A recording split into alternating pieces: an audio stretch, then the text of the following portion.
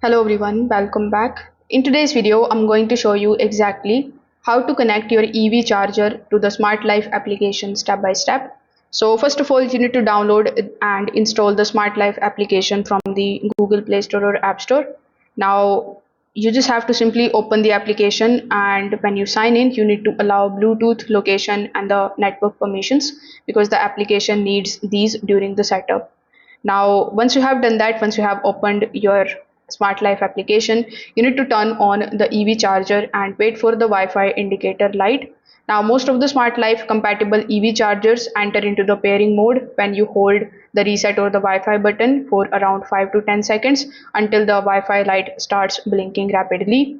Now, once that is done, you need to simply launch your Smart Life application and tap on this plus icon on the top right hand corner of the screen.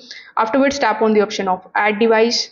Now what this is going to do is the app is going to basically look for any of the device that is available around you. So when the EV charger pops up over here, you just have to select it. Then you need to connect it to your 2.4 gigahertz Wi-Fi network and enter the Wi-Fi password. Now wait for the application to look for it and pair it automatically.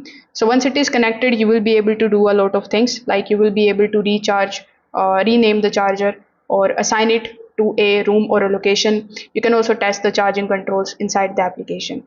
So if this video helped you out, make sure that you like this video and subscribe to the channel. Thanks for watching.